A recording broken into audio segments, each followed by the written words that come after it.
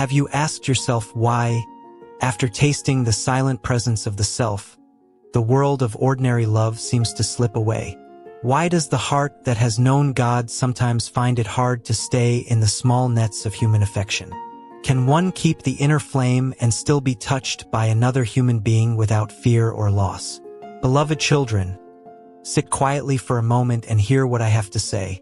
I speak not as a judge, but as one who would comfort and guide you. The question you raise is not a fault to be ashamed of, nor a mystical merit to be boasted of. It is a symptom, a doorway, and also a lesson. Many who awaken cry out that love has eluded them, and many who have not awakened judge that awakening makes one cold or unattached. Both views are partial. Let us explore this together with tenderness and plain speech. When a person first opens to the inner light, it is like waking in the night and seeing the sun. Everything that previously seemed important appears small. The little dramas of the ego, the games of praise and rejection, the hunger for approval, the frantic reaching for someone to complete a lonely heart, these begin to feel hollow. The awakened one has tasted a vast, unbroken love that does not depend upon another's mood or presence. This deep tasting naturally changes how one sees relationships. One no longer needs another to feel whole. This freedom is the jewel of spiritual life, and at the same time it creates a new kind of difficulty. In this video, we will discover why the awakened souls always struggle with finding love. If you enjoyed this video, please give me a like and comment below about your thoughts. Let's dive deep together. One reason awakened souls find human love hard is that their priorities have shifted. The mind that once chased romance now lingers on the breath. The heart that once demanded was taught to give. There is a new hunger to stay centered in God. When you prefer your inner peace to the excitements and pains of a romance, others may misunderstand you. They may think you are aloof, distant, or unfeeling. The vibration you radiate is different. It is quieter and more steady.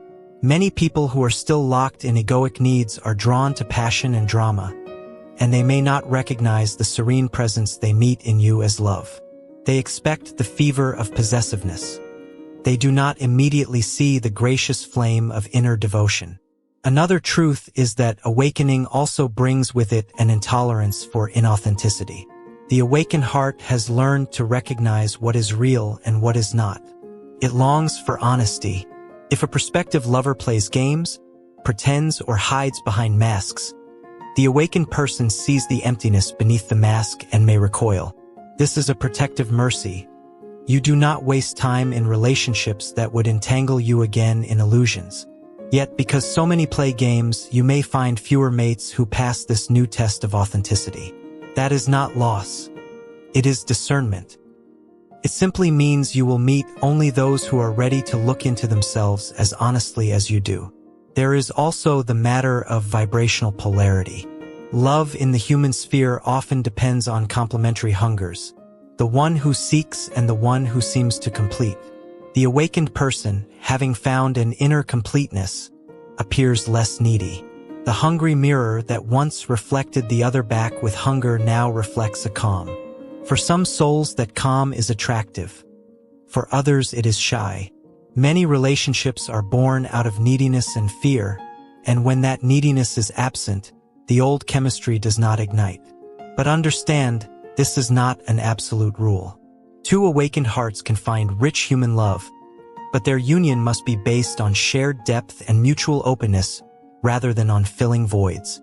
Do not think that awakening makes one immune to loneliness. The deeper your union with the self, the more you may feel the grief of unshared vision. You may find yourself walking in the world like a lover of the sunrise who longs to share the light with another who truly sees it. This loneliness is not a failing. It is the echo of a great capacity for love.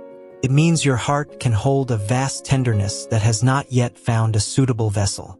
The remedy for this is not resigning yourself to solitude, but refining your heart and increasing your capacity to meet others without making them responsible for your bliss. There are also fears at work that the awakened soul may not always name. Perhaps you recall how love once caused suffering, rejection, betrayal, forgetfulness. You saw how clinging collapsed the inner calm you had found. So you resolve, often unconsciously, to protect the state you cherish. You put up boundaries that can become walls. You insist upon inner freedom so strictly that you stop risking the vulnerability human love requires. Yet love asks for a brave vulnerability.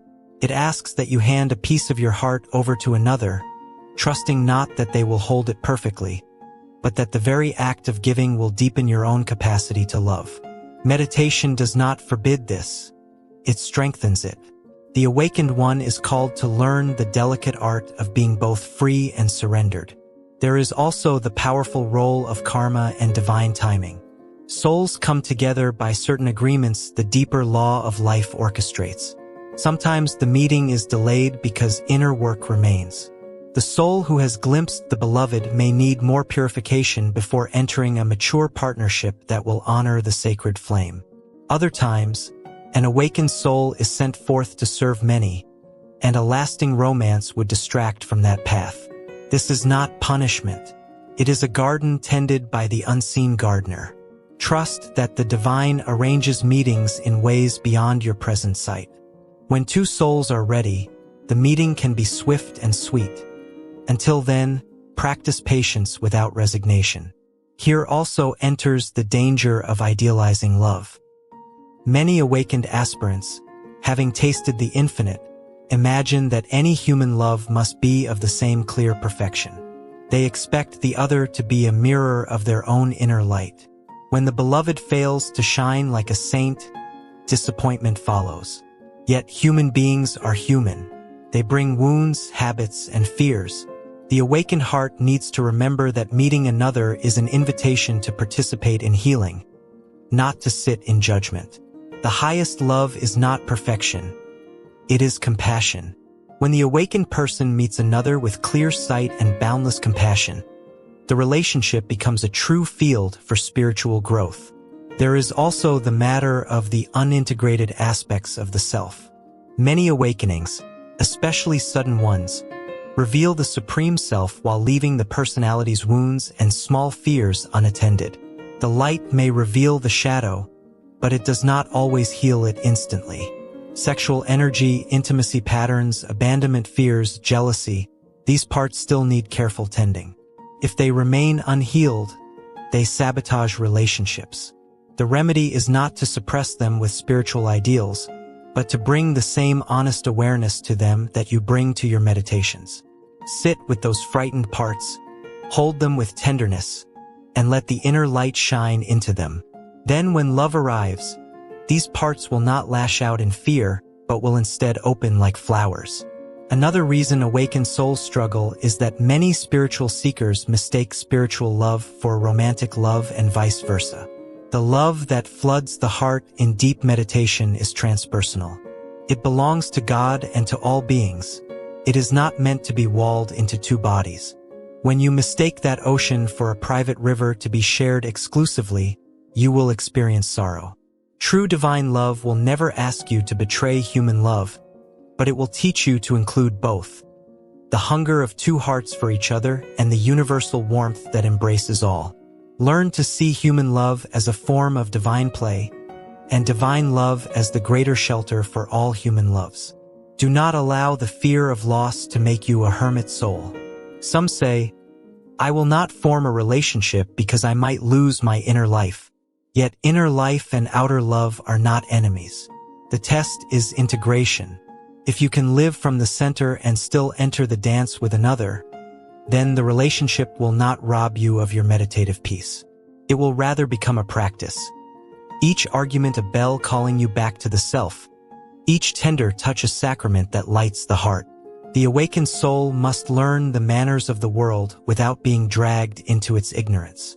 Practical steps for those who wish to open to human love without losing the inner life are simple, though not easy. Begin by being honest with yourself and with others. Speak your truth kindly. Let the one you court know that you are a seeker, that your priorities include spiritual practice.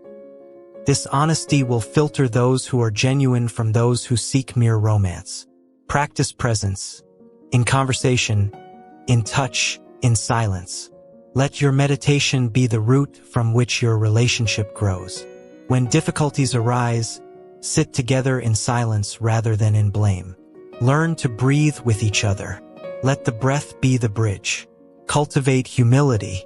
An awakened person may be tempted to think they have reached a pinnacle and can therefore teach others. Beware of spiritual pride. Love is not a classroom. It is a mutual shelter. Approach others as fellow travelers, not as pupils. When you stumble, admit it. When you are hurt, do not deny the pain. Feel it and bring it to God together. Allow the ordinary acts of life to become spiritual. Cooking a meal, washing a dish, holding a hand. These small acts, when performed with presence, become as holy as any meditation. Another important practice is to love without demanding reciprocity. Love freely given without attachment to response purifies the heart. This does not mean tolerating abuse or staying in harmful situations. It means allowing love to flow whether or not it returns in the same measure. This inner generosity shifts the dynamic from transaction to gift. The awakened soul who loves in this way does not lose strength. He or she gains depth. Remember also that sometimes the call is to temporary companionship rather than lifetime union. Many awakenings happen on a path that includes friendships and ephemeral romances meant to teach and refine. Do not require permanence from every relationship. Learn to receive the lesson and be grateful for the encounter. Each person you meet is a doorway to yourself. The awakened person sees the divine intention in every meeting, whether it blooms into marriage or dissolves into a memory. Do not be harsh with yourself if a long human love eludes you. The longing itself is holy. It shows that the heart has not closed but is ready. Use this longing as fuel for practice. Let it deepen your prayers and your compassion. When you are ready, love will come in a form that matches your readiness. Often it arrives not as a storm but as a gentle dawn. A person who shares your values, who sees your inner temple, who is willing to walk the path with you. Such meetings are rare because they require two people who are both courageous enough to be vulnerable and disciplined enough to maintain the inner life. But they do happen. Finally, do not mistake solitude for failure. The spiritual life sometimes asks for seasons of solitude so that the heart may mend and ripen. In that solitude, you are not less loved by the divine. You are being prepared. Trust that God is not stingy with love. He will not deny you the human love that will serve your growth. But he also will not drop into your life someone who will fracture your peace and scatter your understanding. The divine has a perfect timing. Beloveds, let me end with this simple instruction. Live from the center. Love freely. Be honest. Heal what you must heal. And when another appears who can share both silence and laughter, enter that sacred ordinary with a full heart. Do not be afraid to touch, to be touched, to be imperfectly human together, and to offer all you are as a prayer. In the interplay of two imperfect beings who both seek God, great sanctity can be born. The highest romance is when two people help each other return to the one. That is love made radiant. May you not mistake the absence of someone at your side for the absence of love. May you not mistake the presence of someone for the presence of God. Learn to recognize both and let each teach you. Keep your lamp burning and let it be a light to others. In the quiet of your meditations, send love to the whole world, and in the marketplace of life, hold one hand when you can. The awakened heart is capable of the widest compassion and also of the warmest human tenderness. Be patient, be brave, and be loving. Go now in peace, and may the love you seek find you when you are truly ready to receive it, not as a rescue, but as a sharing of the endless union you already carry within.